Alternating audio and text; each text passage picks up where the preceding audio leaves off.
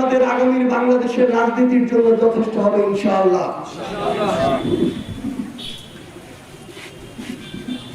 আমরা 24-এর অভ্যুত্থানের পরে নতুন বাংলাদেশটাকে এমন একটা জায়গায় প্রত্যাশা করেছিলাম, যেই জায়গায় বাংলাদেশের যে মিডিয়া, সেই মিডিয়া কোনো ব্যক্তি, গোষ্ঠী, প্রতিষ্ঠান কিংবা দলের পক্ষে হয়ে কাজ করবে না, বরং বাংলাদেশের মিডিয়া বাংলাদেশের মানুষের, জনগণের এবং রাষ্ট্রের পক্ষে হয়ে কাজ করবে। আমরা এমন থানা চেয়েছিলাম, এমন পুলিশ প্রশাসন চেয়েছিলাম, যে থানা, পুলিশ প্রশাসন কোন দলের নয়, কোন ব্যক্তির নয়, কোন গোষ্ঠীর নয়, বাংলাদেশের মানুষের হয়ে কাজ করবে, রাষ্ট্রের হয়ে কাজ করবে। কারণ আওয়ামী লীগ ছিল, আওয়ামী লীগ পালিয়ে গিয়েছে, বিএনপি আজকে আছে, কালকে নাও থাকতে পারে, এনসিপি জামায়াত আজকে আছে, কালকে অন্য দল আসতে পারে, কিন্তু এই বাংলাদেশের জনগণ, আমার এই সার্বভৌম রাষ্ট্র সব সময় থাকবে। এই জন্য প্রশাসনকে, পুলিশকে রাষ্ট্রের হতে হবে, জনগণের হতে হবে।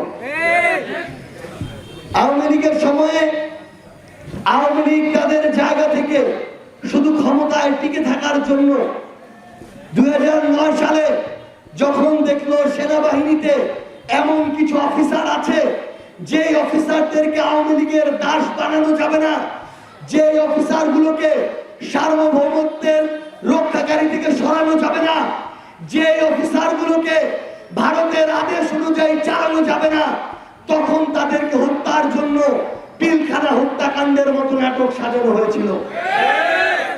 এরপরে 2013 সালে যখন দেখলো বাংলাদেশের আলেম ওলামারা কথা বলতে শুরু করেছে, ঐক্যবদ্ধ হতে শুরু করেছে, অধিকার সচেতন হতে শুরু করেছে, তখন বাংলাদেশের আলেম ওলামাদেরকে কর্নার করার জন্য, একদিকে নিয়ে যাওয়ার জন্য, ছোট করার জন্য, হীনমন্য করার জন্য, সাহস হারিয়ে ফেলানোর জন্য নাটক করে আরেকটা শাপলা হত্যাকাণ্ড ঘটানো হলো। 13 থেকে 24 এই 11 বছর যদি দাড়ি টুপি দেখেছে, পাঞ্জাবি জুব্বা দেখেছে, তাদেরকে নাটকের স্ক্রিপ্ট করা হলো, এরা সম্ভবত জঙ্গি কিংবা জঙ্গির আশ্রয়দাতা, প্রশ্রয়দাতা। এইভাবে বাংলাদেশের আলেম সমাজকে, বাংলাদেশের বড় একটা অংশকে কর্নার করে বাংলাদেশকে আরেকটা দেশের স্ক্রিপ্ট অনুযায়ী চালানো হয়েছে।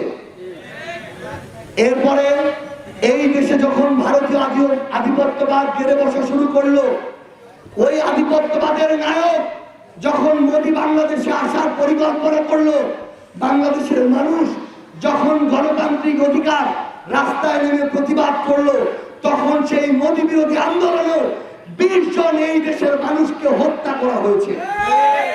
সর্বশেষ 2024 সালে শুধুমাত্র ক্ষমতায় টিকে থাকার জন্য একটা যৌক্তিক দাবি আমরা আদায় মাঠে নেমেছিলাম, সেটাকে প্রতিহত করার জন্য 4 বছর বয়স থেকে শুরু করে 70 বছর বয়সের বৃদ্ধ, কৃষক, শ্রমিক, রিক্সা চালক, ছাত্র, মাদ্রাসার শিক্ষার্থী, কোনো কিছু দেখা হয়নি, 1400 জনকে গুলি করে হত্যা করা হয়েছে। যেই মানুষ শুধু ক্ষমতায় টিকে থাকার জন্য 1400 মানুষকে গুলি করে হত্যা করতে পারে, তার হাতে কি আমার বাংলাদেশ নিরাপদ থাকতে পারে? তার কাছে কি আমার সার্বভৌমত্ব নিরাপদ থাকতে পারে? তার কাছে কি দেশের গণতন্ত্র, জনগণ নিরাপদ থাকতে পারে? কোনোদিন পারে না।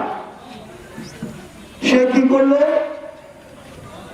সেই 5 আগস্ট যখন কোটি ছাত্র জনতা রাজপথে নামলো, সেদিন যদি শেখ হাসিনা পালিয়ে না যেত, এই নির্লজ্জ ভাবে যদি পালিয়ে না যেত, বাংলাদেশের মুক্তিকামী মানুষ শেখ হাসিনার এমন অবস্থা করত, শেখ হাসিনার একটা হাড়কেও খুঁজে পাওয়া যেত না, শেখ হাসিনার একটা মাংসের টুকটাও খুঁজে পাওয়া যেত না।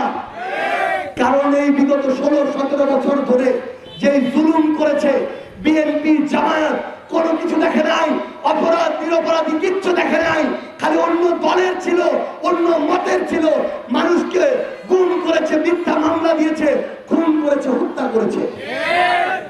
পরিশেষে নির্লজ্জভাবে পালিয়ে গিয়ে কোথায় আশ্রয় নিয়েছে? কোথায় আশ্রয় নিয়েছে?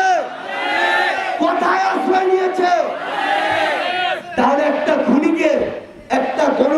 বিক্ষোভকারীকে যে আশ্রয় দেয় সে তো তার সবচেয়ে বড় বন্ধু, সেখানেই তো তার শেকড়টা।